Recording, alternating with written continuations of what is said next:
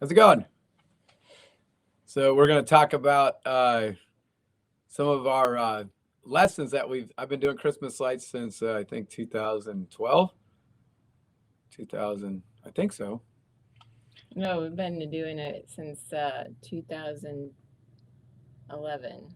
Since 2011. Yeah, 2011. So we've had some ups and downs along the way, and tons of people have listened to us or listened to me and my big fails. So that way they are rocketing and their businesses are doing very well. So, but we've definitely learned some stuff along the ways. Um, so I think we're getting Just a reminder that we're going live. okay. So uh, let's see here. What's the title to this? It's what not to do What not to do with your Christmas light business. with your Christmas light business. I've had lots of experience of what not to do. Right. So we have definitely the part of the issue was we never knew that Christmas lights was really a legitimate business that you can do for like where it could become what you do year round. We never treated it that way. It was just I used to be a handyman. I used to do well, I started off as in roofing sales. I used to go door to door, knock doors, and then I would have people whatever. I was just trying to get on their roof to get a roof inspection, see if they had hail damage. So Christmas lights was a great way. We could hang lights, and then I'd be up there and say, "Oh wait, you got hail damage," and I got quite a few Christmas light jobs, or my customers end up turning into a whole roof replacement. So that was pretty awesome. Now, not because we caused the damage, but I already knew there was hail in that neighborhood. And in fact, the guy that taught me how to install Christmas lights, his only motive for Christmas lights was to get on people's roofs and to find hail damage, uh, so that he could make a fortune on selling the roof. Um, so, and there's still roofing companies that do the same thing. But well, as I got further into Christmas lights, I started looking online. So this would have been 12 years ago, and there wasn't a lot.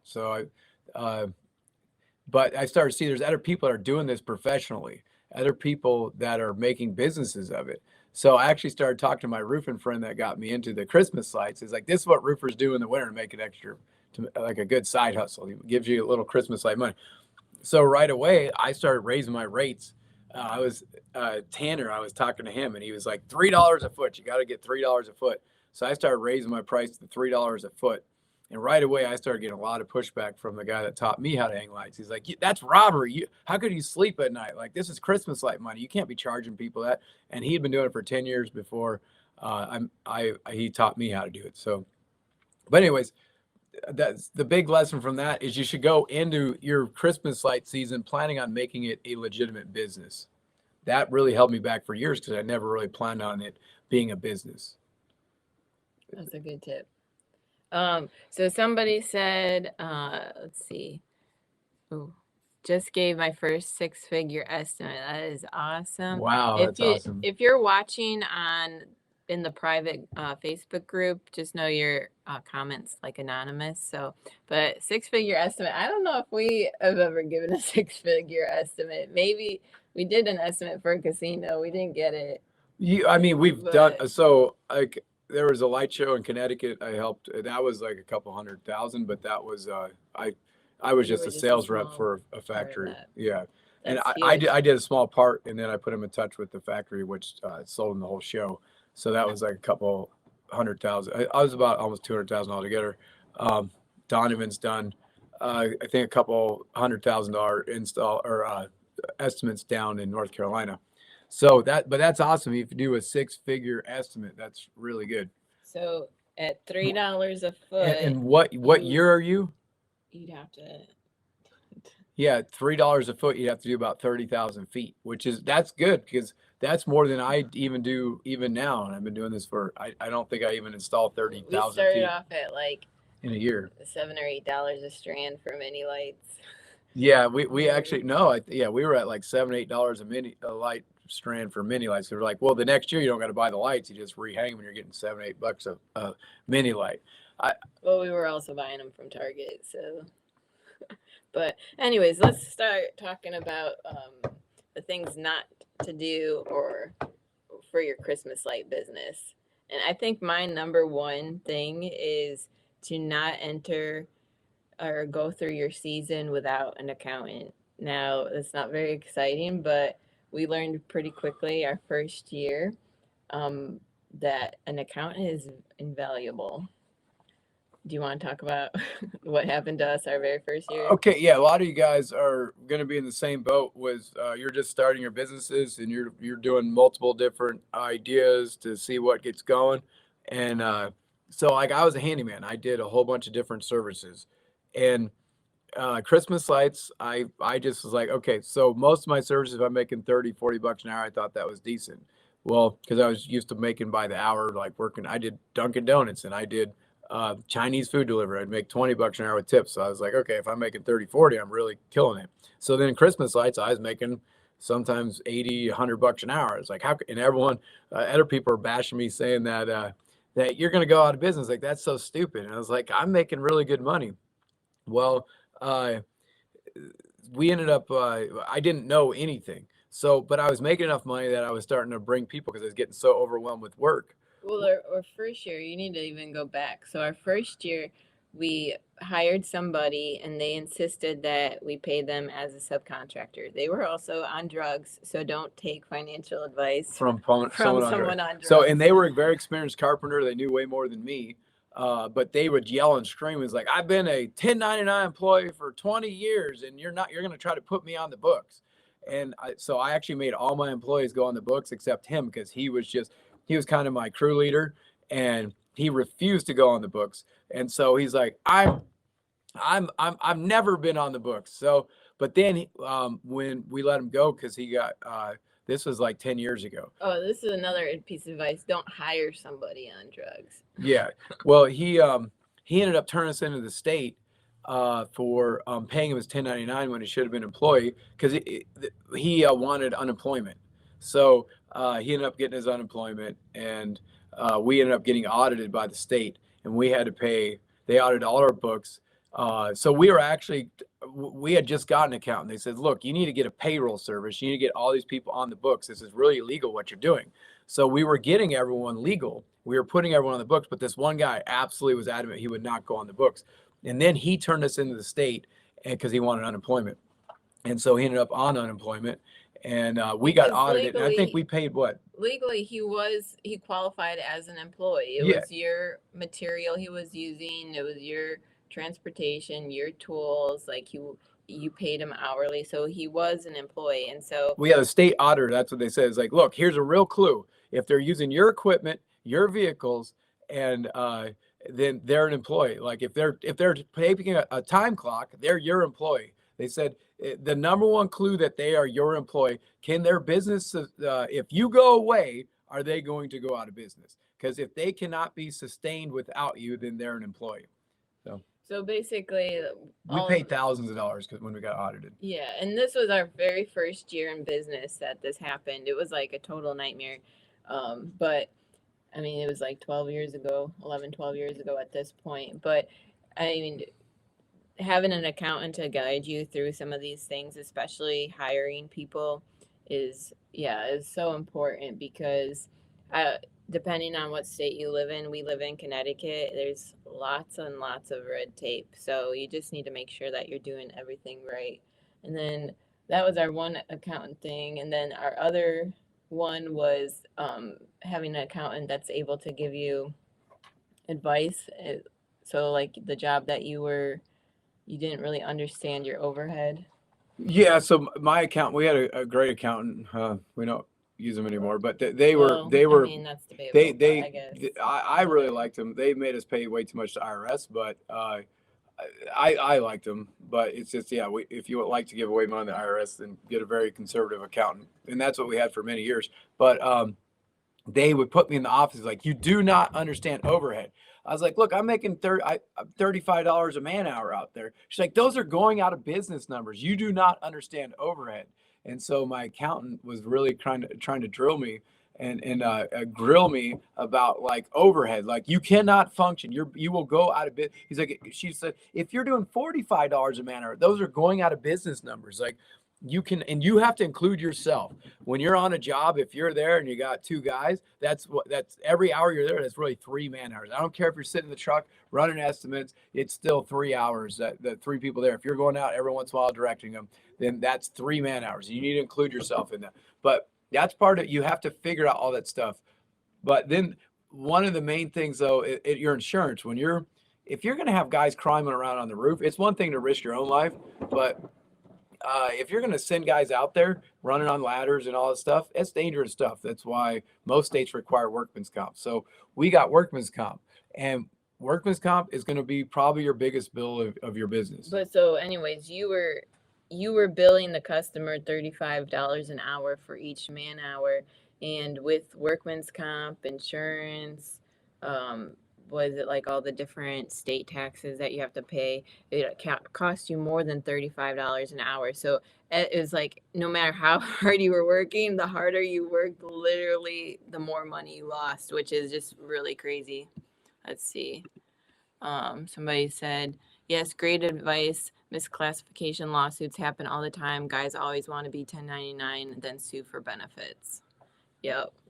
Yeah, and you always think that'll never happen to you until it does. So I would try to get legitimate as fast as possible. It's not really that difficult. If you get a bookkeeper, like they'll pay all your taxes.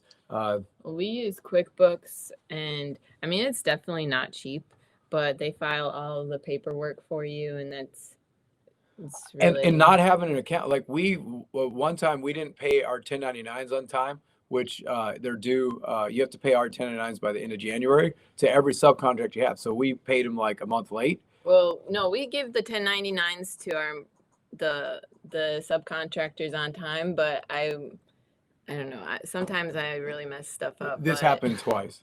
Didn't get to the So IRS. The first year, it's like a $240 fine for not reporting it in time to the IRS. So we didn't know. We thought we just give the 1099s to our subcontractors. And so we sent them out to them. Well, this happened twice. And so the first one was like almost a $3,000 penalty. And the next year was like a $4,000 penalty because it's $240 or whatever, $260 per 1099. So we had 20 of them. So that was a lot of 1099s. Anyways, these are things I know you guys like, well, who cares about it? Like, well, the guys that get mad at you are the ones that are going to report you and turn you in. So it does happen a lot quicker than you think. So yeah, that lesson with the 1099s is, yeah, making sure that you get everything filed in a timely manner, because I've literally cost our company, not Christmas light contractors, but our personal company, thousands of dollars because I procrastinate. So then workman's comp ends up being one of your largest bills. Like materials will probably be more expensive. Payroll will be one of your biggest expenses, but right up there is, well, taxes. Employee taxes are huge. You owe a lot of money to the IRS for each time you have a man working on the job. If whatever you're paying him, a percentage is actually going to the government. You have to have that set aside and quarterly paying for that. And that's QuickBooks, I think, automates this for you.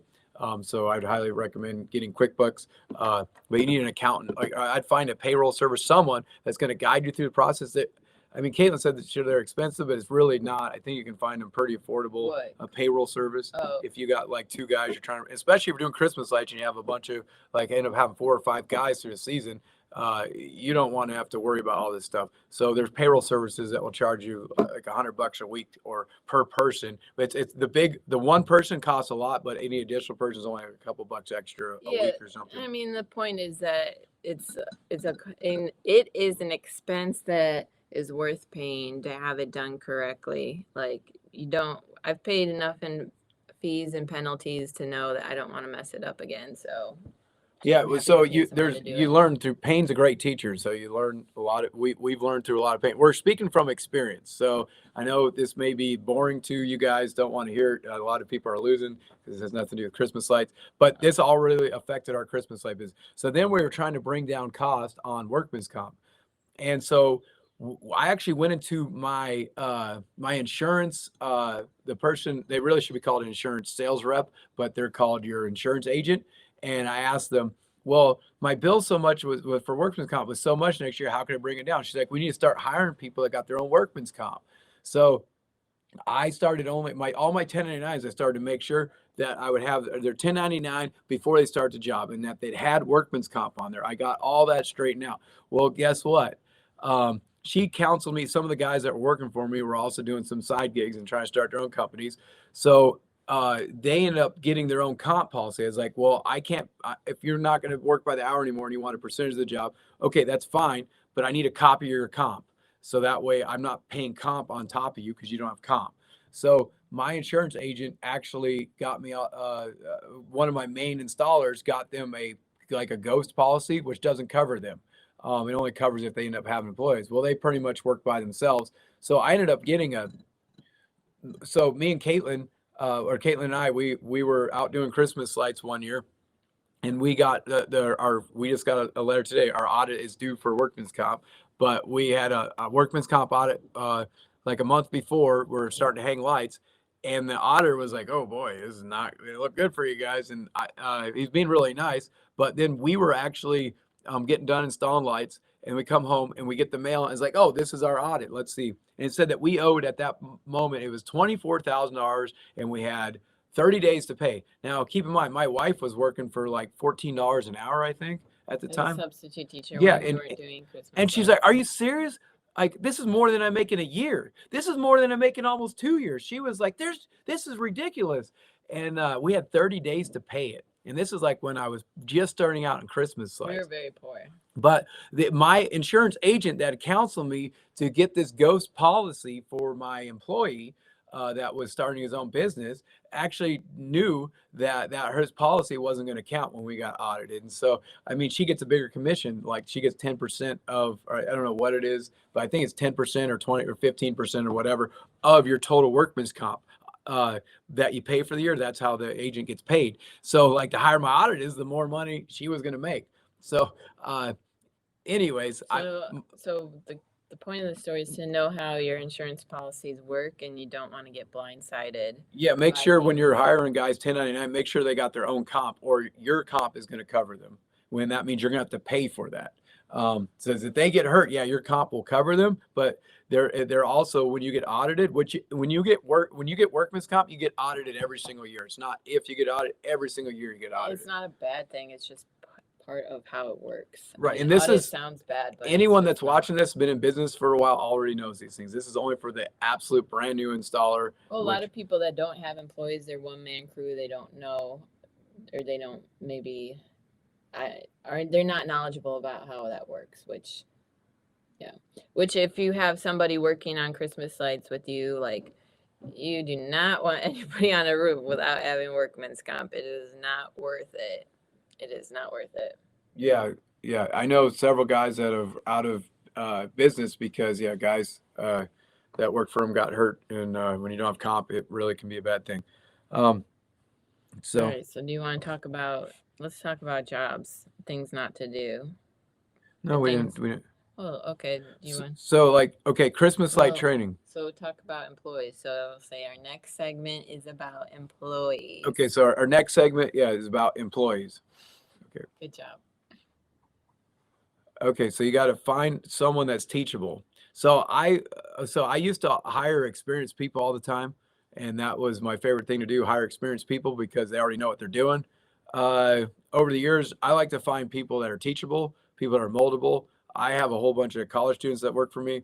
I find that it's easier to mold someone that doesn't have their own ideas than and try to teach them right than to bring someone that comes with all their own ideas and all their own experience, and they're just going to probably do things their own way. And then they don't get the job done right a lot of times. They think that they already know.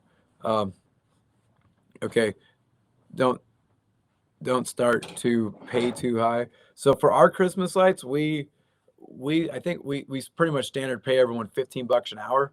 Now we used to pay people a lot right off the bat. Jared's like, that's not what you pay me.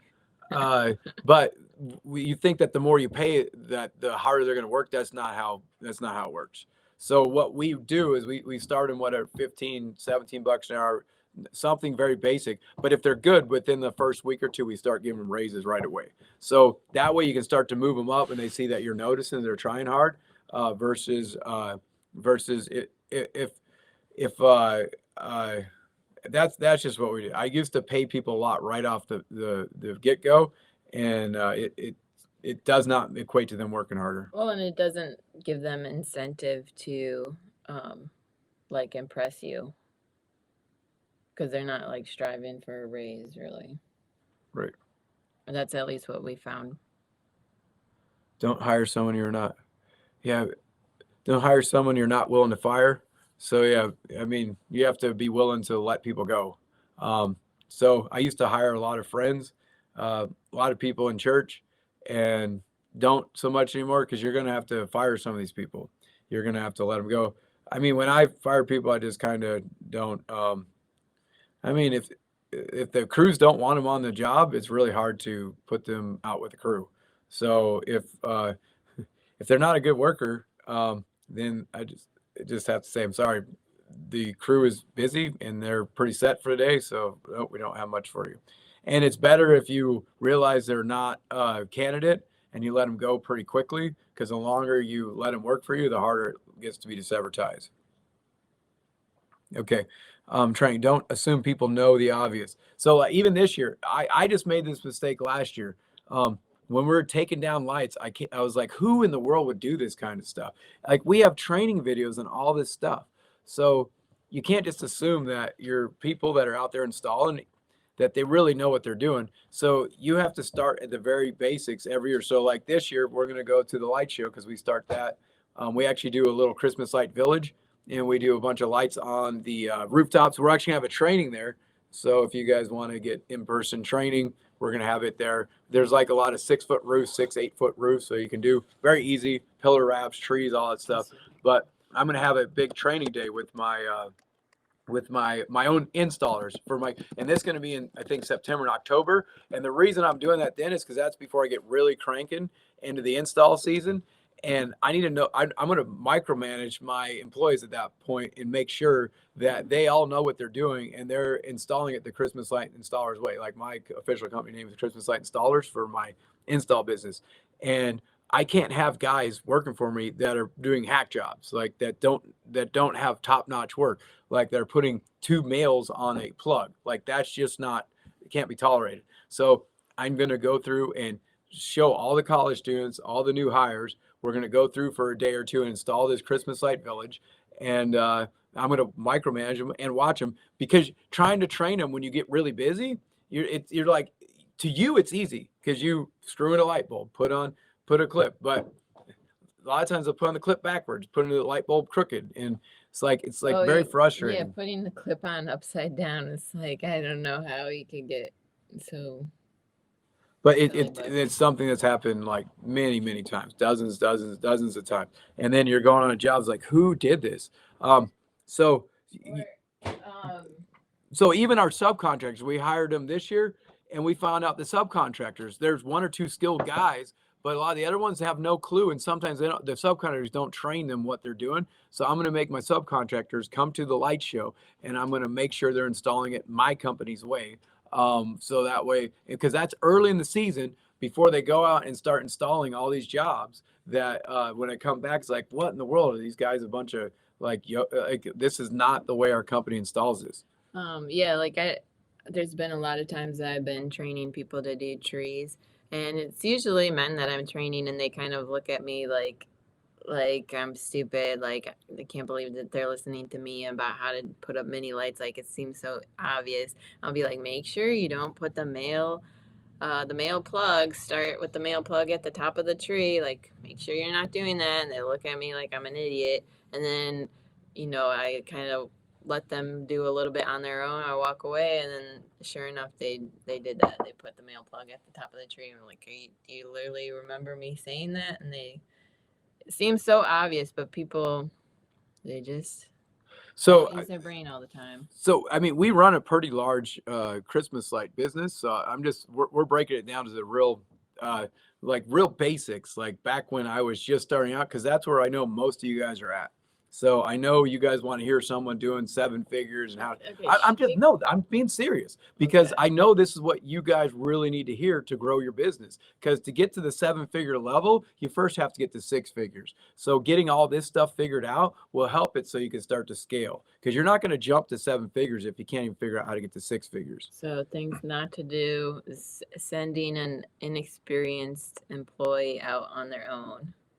Yeah, so just because something seems so basic that anyone knows. So you can have a new hire and they seem like they're a good candidate and they got a good head on their shoulders doing good, but you can't just send them with a pile of lights and be like, hey, here's a pole, here, go do this tree, and then expect them, or here's a bunch of yard stakes, here, go put it on this house, like go put it along the pathway. Even though it's very simple, like someone that's only been there for a week is not, they just don't understand really. They don't understand the terminology. They don't understand what a customer's expectations are in a week. Even though they're really smart, you see they got a lot of potential. You can't just go let them run with it. Like we gave somebody yard stakes to do, and at this time we had used the halo stakes, and like I said, people don't assume people know the obvious. Like a halo clips, they kind of like ratchet together, and this person didn't close any of the stakes, and they did this on the roof too. And so anytime you pulled the lights, it just came right off. I mean, and On the clips, they did so many installs, and we didn't know until we're doing takedowns. And when we're pulling them off the roof, all the lights are coming down, but all the clips are there because they never snapped the halo. And they were talking about how they hate the halo and that the lights always fall off. Well, I never thought, and this is a season, he's way better installer than me, actually. He's one of my subs. He's one of the best installers I've ever seen. But he didn't understand with the halo clip, you got to snap it. Like, and it clicks. He's like, oh, wow, that's awesome. But he didn't know that till I was taken down. I called him and I sent him a video or something. He's like, oh, I didn't know that. But he did all these houses with halo clips and didn't click any of them. So it was a nightmare doing all the takedowns. Again, it seems super obvious, but sometimes people just don't get it. Yeah. Yeah. And like putting the mail at the top, the mail plug at the top of a tree, it happens pretty much every year. We always go to a job, probably multiple times a year. And there it is. The mail's at the top of the tree and they'll run an extension cord down inside the tree and try to, some of them do that. It's like, it makes absolutely no sense. So we say, yeah. Don't. Okay, so what you really want to do is have your new guys work with experienced guys. Your experienced guys are going to want to gravitate and work together. You got to stop that right away. You're like, okay, I know that you guys are your own little clique and you guys get in your own groove, but we got to worry about the future. And so you want to break up your experienced installers and have them in different, if you have 2 jobs going on at once, you want to have them on 2 separate jobs. So that way you always have a new guy that's having to work with the experienced guy. So that way the knowledge is being transmitted to the next person, because you have to plan on the next year. Not everyone's coming back. So you have to plan for the future that you need to always have fresh talent that's always being trained. Let's see, we got a question. Do you not allow installers to collect checks if you are on another job? Yes, we encourage them to collect as much money as they can.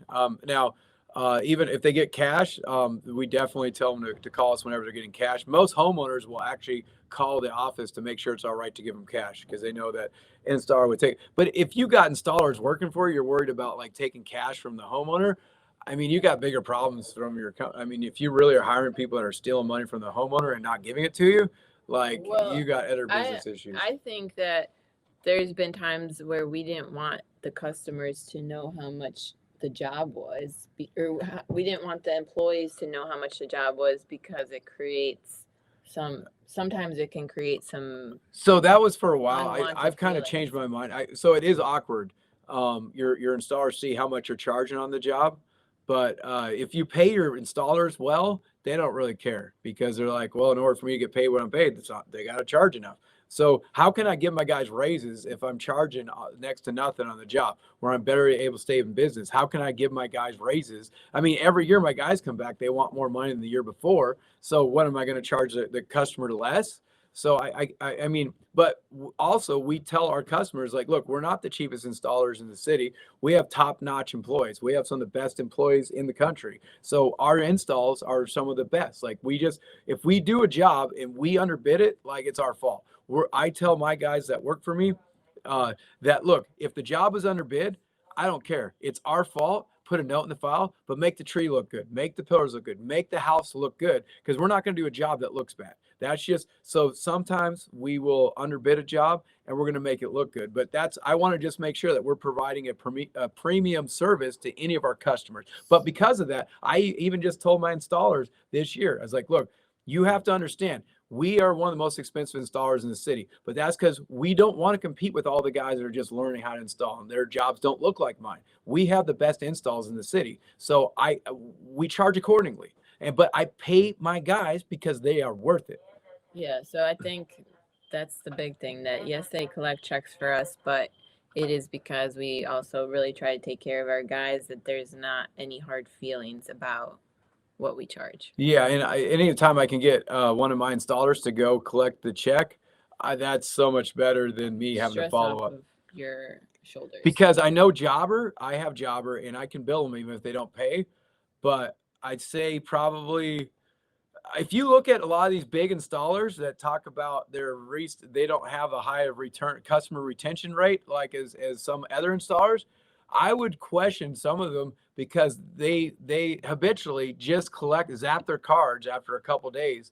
Because I know Jobber, I like it that we keep their cards in file, and we could charge them. But I think that should be a very last resort, because I think that's a big reason why a lot of these bigger installers are not having the customer retention, because customers go ballistic when you zap their card. It sometimes they call and curse you out, but for everyone that's calling you and cursing you out about it, how many are just so upset they're never going to use you again when they see that you just took money in their account for installing their lights? Because maybe they couldn't quite pay it that week, so they're going to pay it the next week. So So we got another question is, for your part-time seasonal help, where do they usually work during the year? So we have we had for a lot of years a guy that drives ice cream truck in the summer. So in the winter, I mean, you don't sell ice cream. So for him, it was a good fit. And he was a crew chief for us. He's kind of moved on to other stuff now. He does like welding stuff, and he actually welds some of the stuff for light shows. But he that worked really good. If you can find someone that they have a service where, like, okay, like Patrick Walker, he hires fishermen, because fishermen, they are extremely busy during the summer, but then they have absolutely no work in the winter. So he hires a whole bunch of fishermen to I think originally, now he hires more Spanish crews. But where where do you get our seasonal help? Now, I am really affiliated with the Bible College, and so what we try to do is encourage, see, people that are like-minded tend to hang around with people that are like them. So if we have a really good rock star college student, we're like, hey man, if you got any of your buddies that want to bring to work, just go ahead and bring them. And so they'll start being recruiters into the school for us. So that really helps us. That's for the years, through the years. We try to give them work basically in September when school starts, and then that goes all the way till usually end of January, and then they only have a couple of months left that they need to find work for before the school